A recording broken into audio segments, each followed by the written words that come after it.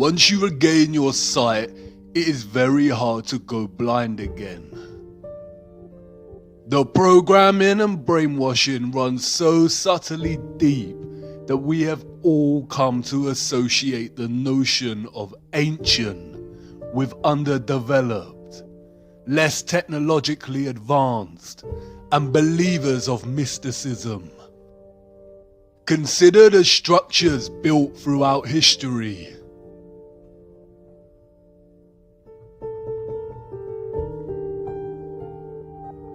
The ancient fortress of Ollantaytambo in Peru. These huge stone blocks are made from granite.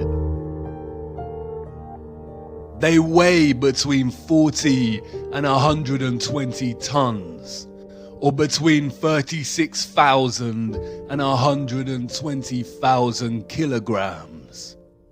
The world record for the deadlift in the weightlifting world is 500 kilograms. So how did the Incas transport this granite to such a high altitude location? Look at the way the stones fit so neatly together like jigsaw pieces. How did they cut granite with such precision? Look beyond the stones. Who were these gigantic steps made for? And by who? Babalovo Palace and its bath. This bath was allegedly created from a 160-ton piece of granite. 160 tons is 145,000 kilograms. The bath structure today weighs 48 tons, or 43,000 kilograms. They say it took the artist 10 years to create. But look, how perfect its curved structure is, and the upper rim of the bath. Yeah, right. No matter what fabrication they attach to this, creating such a structure by hand is impossible without advanced machinery. Alexandra Column, erected in 1834. The column is a single piece of red granite. It weighs 600 tons, or 540,000 kilograms. Again, how did they lift this in the 1830s? And how was it carved to such perfection? Look at the intricacy displayed in the statues of Capella San Severo. These were allegedly crafted in 1753. It is obvious this is not handcrafted. Cutting through a single piece of pure marble with such perfect precision and attention to micro detail is impossible without some kind of advanced machinery. History as we know it is a lie. These all point to civilizations with advanced technology. The photographs of Stonehenge and the Temple of Abu Simbel tell us to be skeptical of other historical structures, such as the pyramids. It is likely that the pyramids are not as old as we are told, and they could have been constructed by anybody, and at any time during history. It is likely that they were all constructed more recently with two primary purposes in mind: to deceive us, and as a ritualistic place of worship, honoring their satanic gods. The first power tool, we are told, was not invented until 1895, and the first electric lamp in 1879. So how was this architecture crafted and constructed?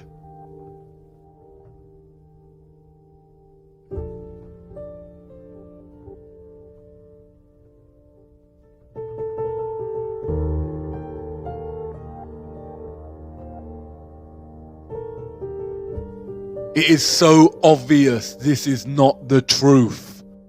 If you really look at all the cities of the world, you can see their stone structures and design would have actually been impossible if we are to believe the fabricated pre-industrial narrative and timelines.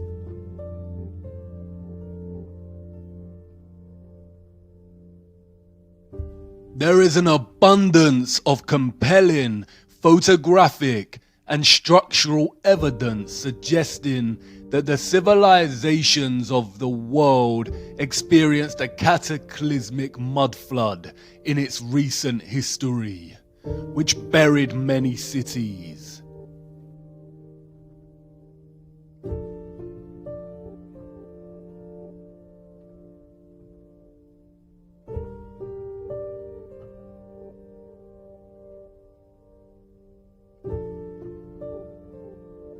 Cities with architecture built with advanced technology and that ran on free electricity.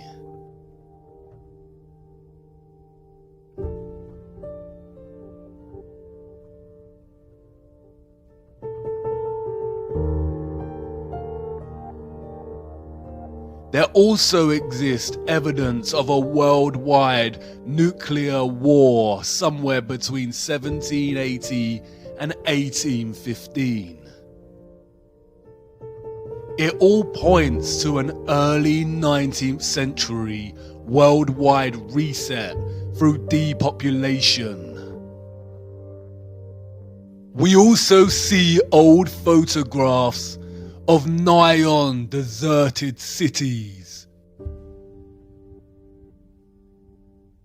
and of birthing stations and orphan trains, suggesting they needed to repopulate large areas of the world at some point.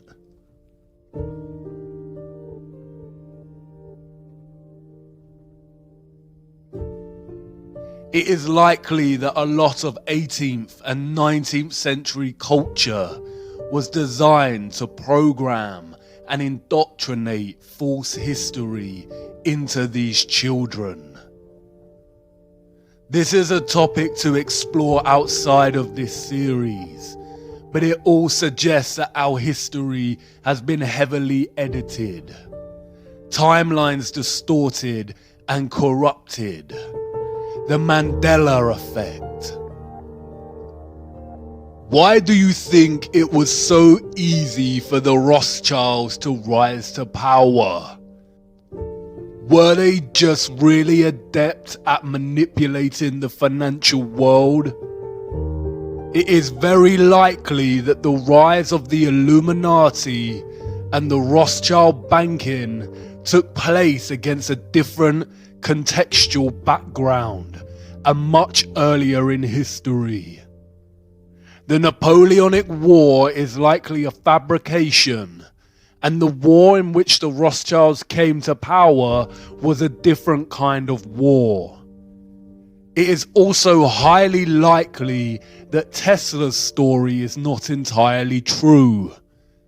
It seems more accurate that he actually rediscovered free energy, and that's why it was suppressed immediately and not given a chance. It seems very convenient that photography was not officially invented until 1822. Are we advanced today? Yes, we have computers, but look at all the wires. Our infrastructure has not actually progressed. Trains, cars, and planes, in principle, are the same as they were when they were invented. Aesthetics and slight improvements in speed give the illusion of progress. Control and manipulation, both necessary as we advance technologically, because technology exposes their lies. Advanced cameras expose the lies of space. That is why the key methods for discerning truth from lies is to trust our own eyes, senses, and judgment over narrative. There is zero evidence of the heliocentric model on Earth. And to follow the people who run our world, follow the money, follow the bloodlines, follow the symbolism, and follow their fear. When they suppress, when they scream hoax, when they smear, we must dig and examine. The question burns. Who or what cut down our giant trees and mined the earth? And where did all the mined material go? There are a handful of possible conclusions we can draw from studying the geological nature of our flat Earth. The first is that whatever beings mined Earth were undeniably more advanced technologically, industrially, and intelligently than the human species. The second is that they were obviously much larger than us as a species. You could reconcile the possibility that they were humans like us, but just technologically more advanced, and had developed the machines capable of committing such actions. But this is very unlikely.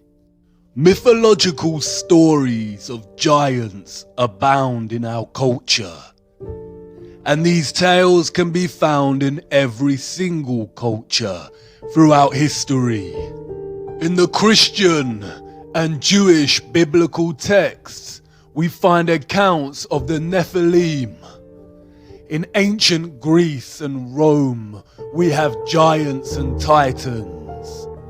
In the Quran, we have the people of Ad. Giants are present in scripture, mythology, oral history, folklore, literature, and movies. The Book of Enoch speaks about fallen angels, or the Watchers, beings that came from a realm above the firmament and began to interbreed with humans. And they became pregnant, and they bare great giants, whose height was 300 ells, who consumed all the acquisitions of men. And when men could no longer sustain them, the giants turned against them and devoured mankind. And they began to sin against birds and beasts and reptiles and fish, and to devour one another's flesh and drink the blood.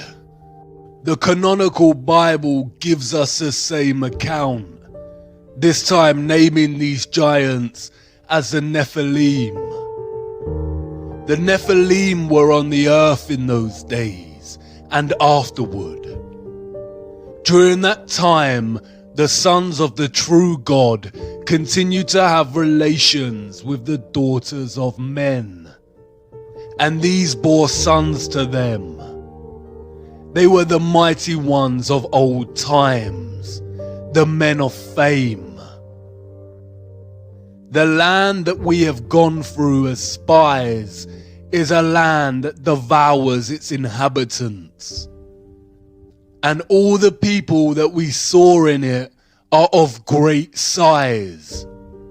There we saw the Nephilim, and to ourselves we seem like grasshoppers, and so we seem to them.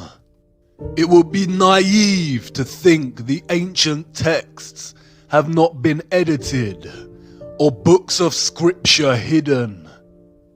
The Vatican Apostolic Archives are highly secretive vaults containing thousands of texts inaccessible to the public.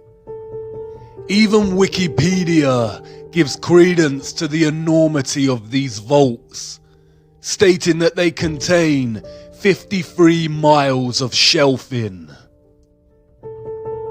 What is important to remember is that the biblical texts also contain chronicles of their God, of their Lucifer. The deeper you travel down the rabbit hole, the more these texts surprisingly align with the reality of our world and offer insight much better than any corrupted field of science.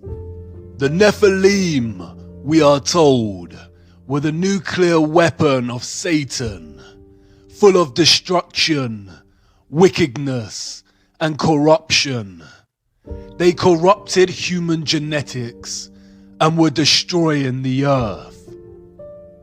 The earth also was corrupt before God, and the earth was filled with violence. And God looked upon the earth, and behold, it was corrupt. For all flesh had corrupted his way upon the earth. And God said unto Noah, the end of all flesh is come before me, for the earth is filled with violence through them. And behold, I will destroy them with the earth.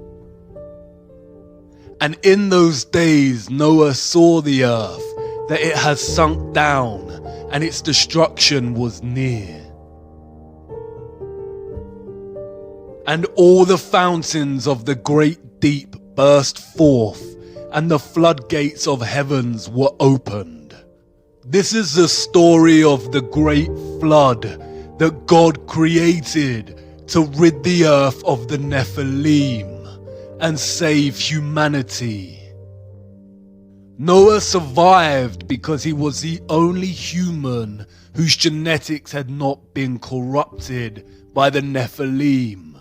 The Great Flood myth can be found throughout all cultures, including Hebrew, Hindu, Babylonian, Norse, Chinese, African, European, Mesoamerican, Mesopotamian, and Australian Aborigine. This is the same satanic method of deception we see with the many names of Lucifer throughout cultures. There is one true historical account of what happened before and during the Great Flood, but the account has been mythologized and fragmented in order to deliberately deceive and confuse. People are less likely to gravitate towards mythology when the scientists are pushing mathematical bamboozlement. The geological and natural world cannot be edited. The truth only suppressed and manipulated through narrative.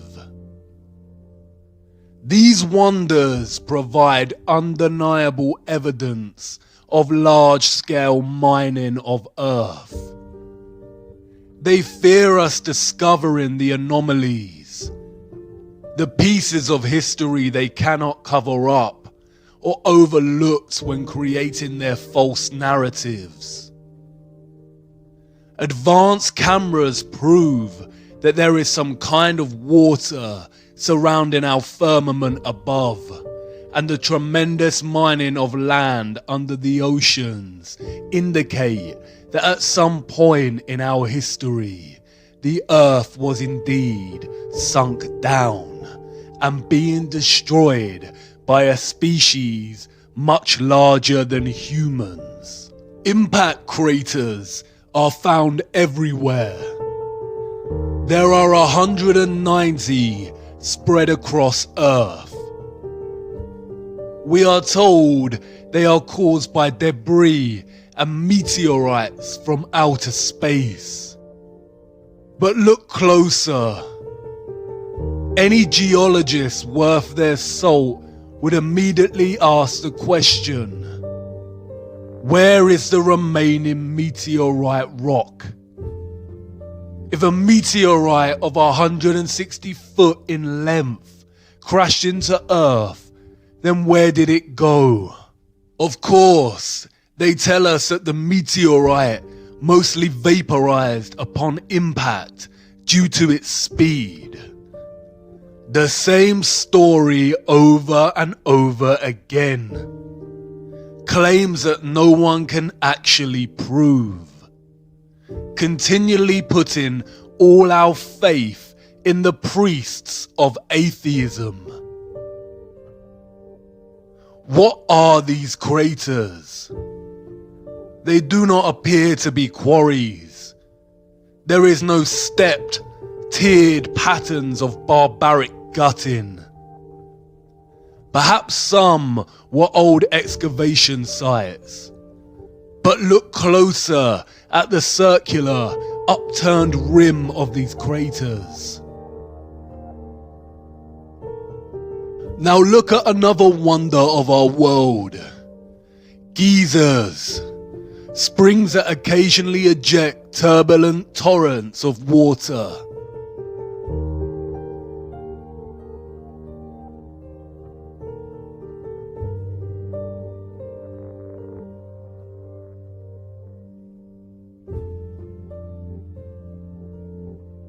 Can you see it?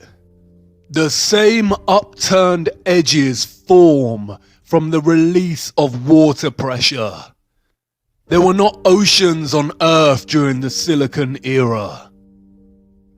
It's interesting how some impact craters appear to be flooded, and while others show vegetation growth in the center, most likely from the moisture. As you can see, right in the middle is the opening in which the water comes up from and releases into the air. We can see traces of the old closed opening in the crater.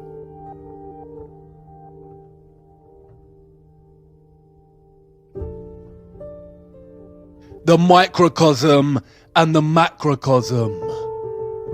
In the biblical model and ancient stories of the Great Flood, the waters came from above as the vaults in the firmament were opened, and from below, from a place called the Great Deep. The Great Deep in the biblical model is not the oceans. The Great Flood rid the world of the Nephilim, and it's possible that it was the waters from the Great Deep that filled the huge excavated land with what's now known today as the oceans. The vast amount of carbon in the atmosphere from the mining then influenced the direction of growth of all the life that followed. There are many recent documented accounts of nations' governments intervening in archaeological digs and discoveries. Many have written extensively about findings that directly contradict the mainstream narrative of humanity's historical geological timeline and challenge the Darwinian narrative of evolution. All figures have been victims of extensive media, governmental and scientific smears, and desperate attempts to debunk and discredit.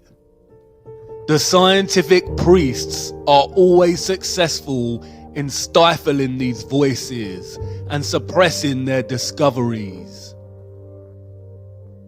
One of the most interesting of these figures is Richard J. Dewhurst, whose book, The Ancient Giants Who Ruled America, The Missing Skeletons, and the Great Smithsonian Cover-Up, examines why the various giant skeleton discoveries made by archaeologists were silenced and erased from the official historical narrative.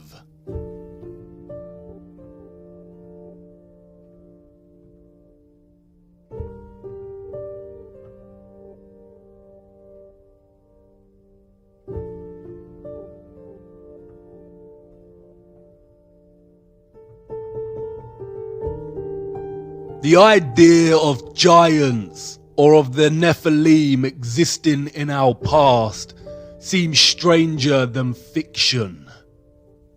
Our satanic matrix programming kicks in, and the immediate reaction is to dismiss. But we have already accepted a very similar natural history, a corrupted half-lie. They've already told us that giants once roamed the earth, but in the form of these. We all know these. And it was a meteorite that supposedly wiped this species out. Can you see how they have corrupted a real truth and told us in their indirect way?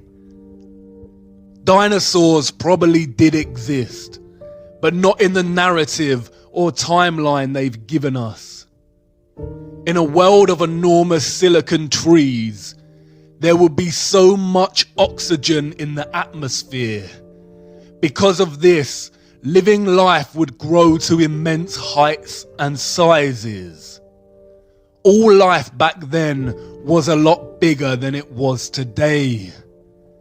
Because of the oxygen, living creatures would also have lived much longer lives, some for hundreds of years. If giants did once exist, then why lie and hide it from us? Simply because it completely destroys the theory of evolution. It is no secret that Charles Darwin's grandfather, Erasmus Darwin, was a Freemason, as was the entire family's male lineage. Erasmus was not just any Freemason. He was a 33rd degree Freemason, the highest rank of the organization. The number 33 is highly satanic, used throughout their symbolism and rituals. Not only do the numbers produce their beloved 6 when added together, but 33 is also a direct allusion to the age Christ was when he was crucified, always mocking that which directly opposes their God. Darwin's theory of evolution is just that, a theory. The double standards are outstanding. Darwinism has always carried the title, the theory of evolution, just like gravity is the theory of gravity. But their scientific theories are forced upon us from birth and taught in our education systems as truths. When a conflicting theory arises, they are usually classified as conspiracy or pseudoscience. We need to wake up. The fact remains that Darwin's theory of evolution has never been proven. Just like gravity, we do not actually witness evolution taking place. There is literally no evidence of species evolving. We just have to have faith that at some point, millions of years ago, it took place. They have never found the missing link between humans and monkeys, and all subsequent militant work by figures such as Richard Dawkins and David Attenborough is nothing more than satanic programming and propaganda. I too was brainwashed by Dawkins' The God Delusion, a stupid mistake. Throughout the last century, scientists have desperately tried to find proof of evolution, enforcing so-called discoveries to the point of invention. They have claimed to have found a jawbone of the missing link, what is referred to as the Piltdown Man. For the next 40 years, scores of scientific articles, artistic reconstructions, and over 500 doctoral theses were written on this subject. But in 1953, tests proved conclusively that the Piltdown skull was actually human and only a few hundred years old, while the lower protruding jaw was from a recently deceased orangutan. A deliberate hoax. They lie. The 33rd degree Supreme Council of Freemasonry was held in Paris. Revealed in the minutes of their meeting is their promotion of evolution as science, while they themselves mock the theory. The minutes read, "It is with the scientific theory of evolution in view that we are constantly, by means of our press, arousing a blind confidence in these theories. The intellectuals will puff themselves up with their knowledge, and without any logical verification of them will put into effect all the information available from science, which our agenteur specialists have cunningly pieced together for the purpose of educating their minds in the direction we want. Do not suppose for a moment that these statements are empty words. Think carefully of the successes we arranged for Darwinism. Darwinism had two objectives. The first, to dislocate the notion of creation as a real possibility, much like heliocentrism. And the second, to create social Darwinism, the idea of superior races and social classes, propelling humankind into some false belief that they must succeed and beat all competition. Social Darwinism became one of the driving ideologies behind fascism, communism, capitalism, and eugenics. It is in direct conflict with the teachings of Christ. Real consideration needs to be given to the reality of the Luciferianism at the heart of the entire social, economic, cultural, and historical fabric that governs our everyday world. Real consideration needs to be given to why such evil is being committed to children on a grand scale. A select group of very rich, elite people who also happen to be psychopaths is one thing. But this is more than that. The crux of it is this. Lucifer worship, satanic slave control of the human population, and crimes against children could exist without the need to deceive us with heliocentrism. The fabrication of heliocentrism comes with great risks for the satanic cabal as our own personal technology advances. People are waking up and questioning the narrative.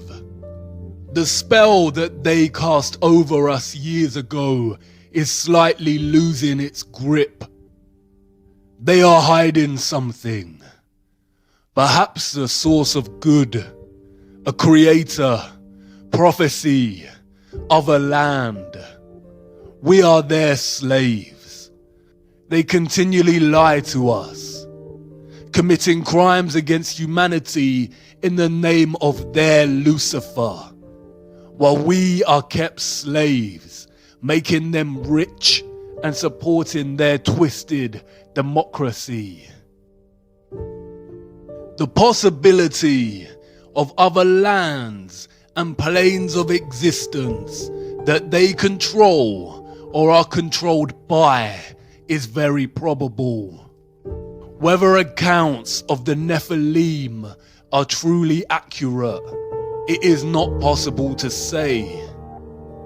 Admiral Byrd did state that there is land beyond the South Pole.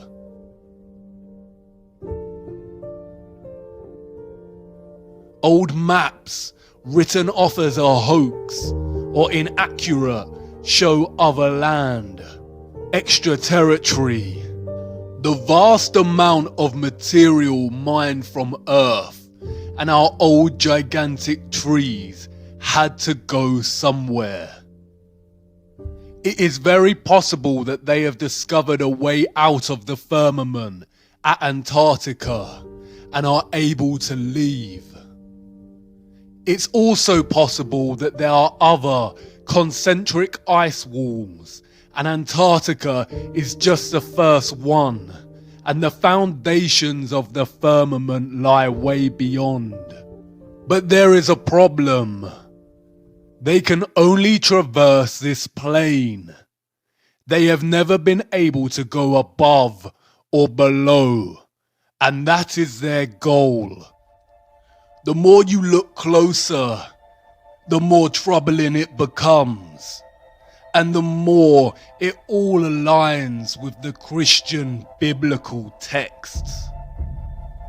Ye are of your father the devil, and the lusts of your father ye will do. He was a murderer from the beginning, and abode not in the truth, because there is no truth in him.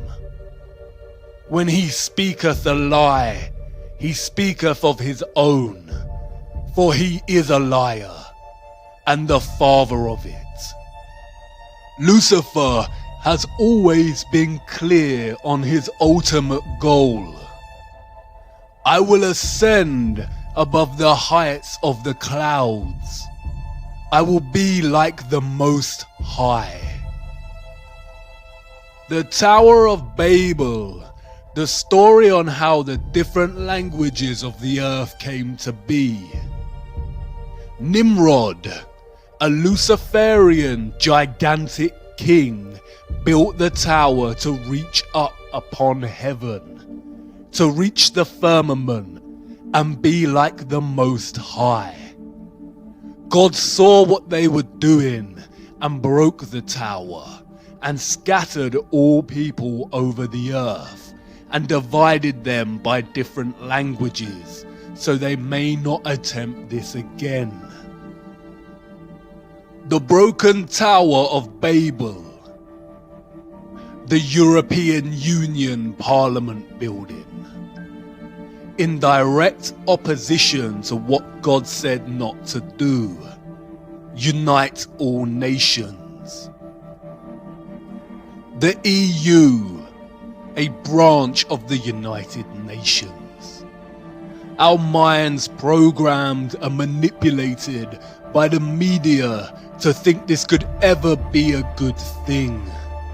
Union of all, a utopian lie to advance the Illuminati satanic agenda of a one world government. Their new world order, Novus Ordo Seclorum, the uniting of nations under one government, under one world currency, one world military, one world religion. The end goal, all potential threats to their system dissolved. Complete control over the human slave species. A new world order. A new world order. A new world order. A new world order. New world order. And a new world order. A new world order. A new world order. A new world order. A new world order. A new world order. A new world order. A new world order. World order. A new world order. As I've told you before, because I love it so much, Novus Ordo Seclorum, a new order for the centuries, for the ages, forever. The international order. Global governance. Global governance. Global governance. Global society. Global influence. And people talked then, in 1990, of a new world order. The reference to the Tower of Babel signals another motive, a more sinister one. Lucifer's goal to ascend like the Most High. They have been trying to breach the firmament for years. Operation Dominic and Fishbowl were attempts to nuke the firmament. Although we weren't able to shatter that highest, hardest glass ceiling this time, thanks to you, it's got about 18 million cracks in it. The mysterious Libyan desert glass, scattered over hundreds of kilometers in the Sahara Desert. This mysterious glass puzzles scientists. Some theorize that it is formed from nuclear explosion. The glass is nigh on pure silica and is so strong it has a melting point of 1,600 degrees. Crystal remains. But of what? The trees? Maybe not. How many cracks did she say are in the firmament? This didn't always share the same name with a chocolate bar. Those before us called it the Great Rift. The ancient Greeks said it was a great path of destruction left by Phaeton, who tried to guide the chariot of Helios, the sun god, across the sky and lost control before being struck down by Zeus's lightning.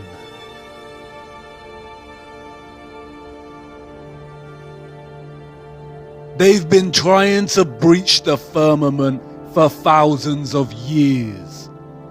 The Great Rift, the scarring of their barbaric failed attempts. Glass of pure silica, a silicon dome, a semiconductor separated by the waters, the electrical conductors, powering the luminaries through vibrational electromagnetic energy. They use quantum physics to articulate the properties of semiconductors. They call it the crystal lattice, the description of atoms, ions, and molecules in crystalline matter. Look at a crystalline lattice. Hexagons. Look at the atomic structure of the lattice, the hexagon and the cube. The crystalline unit cell of the cube is the most common shape found in crystal. What do they know? What energetic field of darkness are they worshipping, giving their energy to, and sacrificing children for? And then there is this. They are doing it right now while we sleep. CERN. The Large Hadron Collider. This is the world's largest and highest energy particle collider and the largest machine in the world.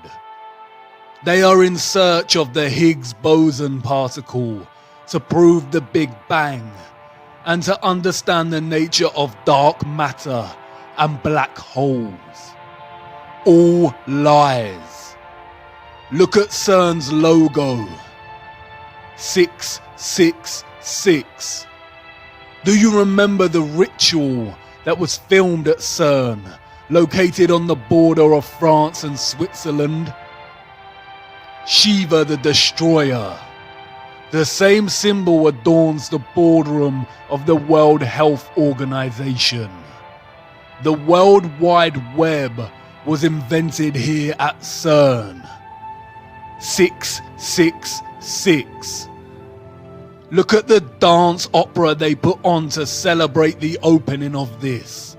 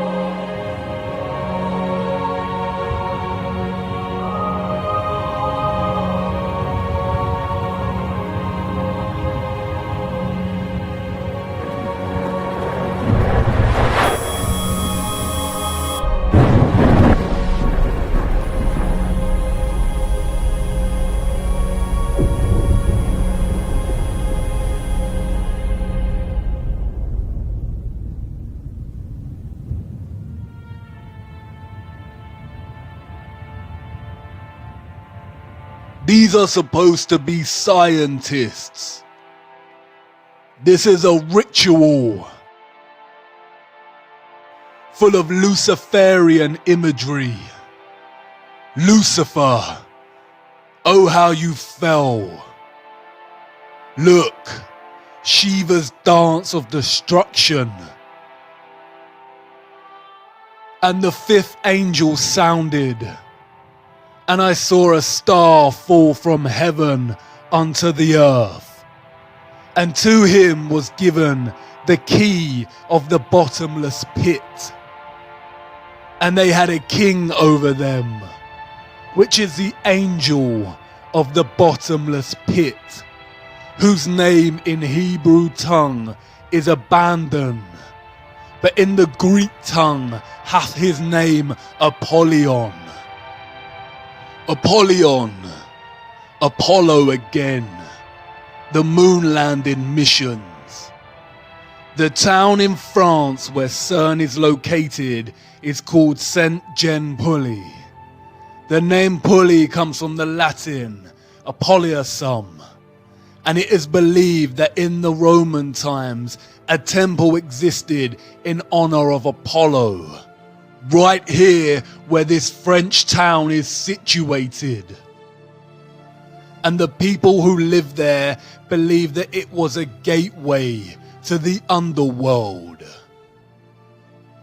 What did God banish to the bottomless pit? The souls of the Nephilim. You've seen this geometry before. The 8-spoked wheel. It is the wheel of time.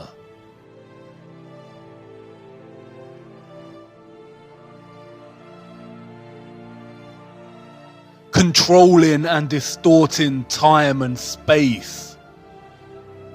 They are openly telling us what they are doing. The key to the bottomless pit.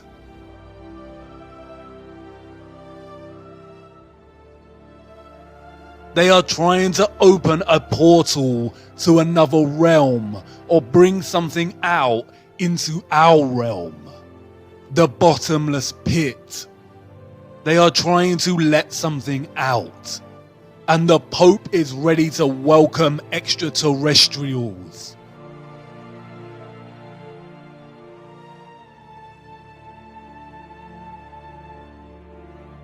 The sculpture in the Vatican is called Resurrection. Does this look like Christ to you?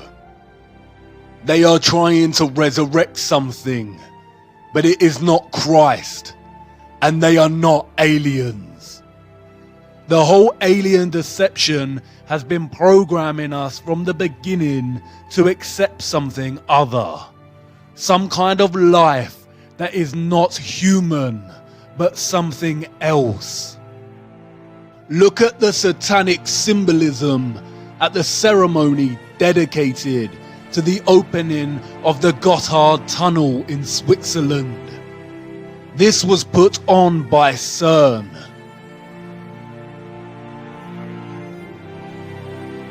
Did you really think it was just a stupid Netflix series? And look who it is. Up to no good. Alice. Desperately trying to go into or get out of Wonderland. They are telling you what they are doing with Alice. Trying to go down into the rabbit hole. Into the bottomless pit. Through these experiments, they discovered something called the Rainbow Universe and Rainbow Gravity. More nonsensical bamboozlement concealing what they are really looking for. Return to ancient Norse cosmology. Can you see it? A rainbow bridge connecting our flat earthly plane, which they called Midgard, with another realm, a realm underneath.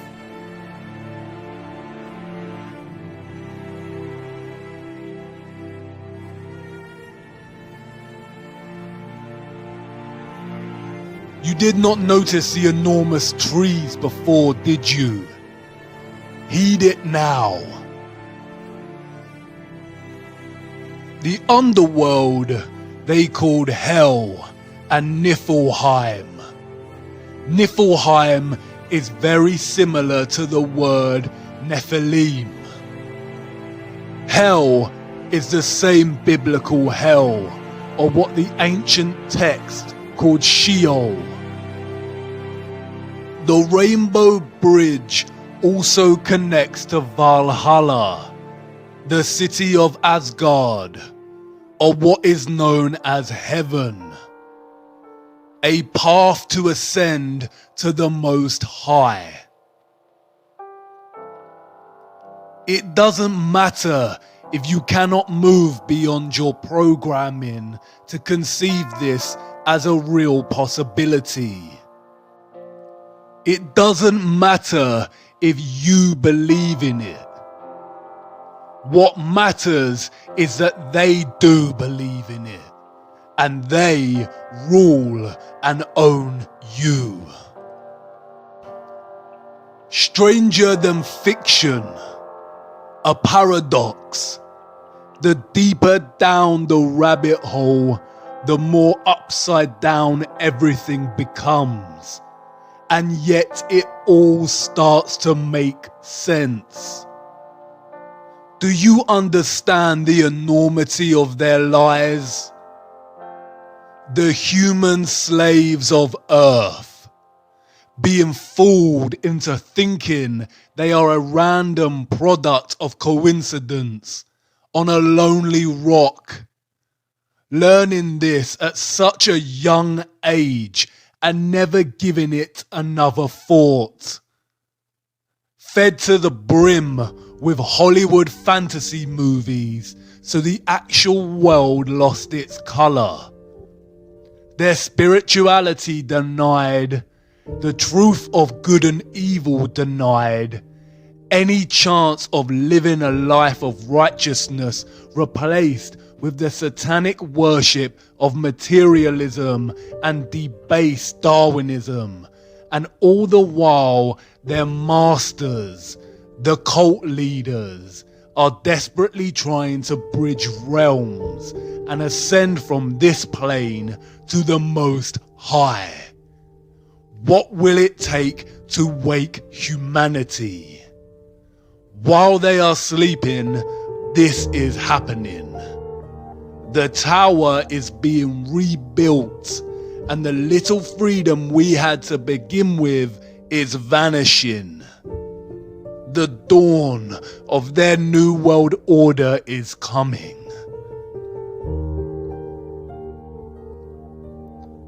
But I know you've stirred, viewer, and I'm grateful for it. Now is not the time to lose faith. We have to tumble down one last rabbit hole before I let you go. What I am going to show you should restore your faith and hope. Come on now, our final stop has arrived.